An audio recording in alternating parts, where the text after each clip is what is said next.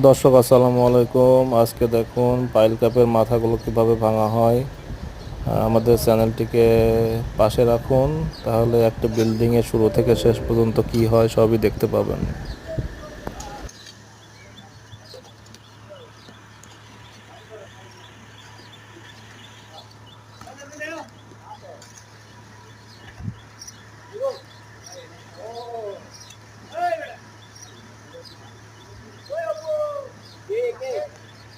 ভাই মাল দিয়েন না, মাল ছাড়েন না, মাল ছাড়েন না, আমি বলে তারপরে ছাড়বেন।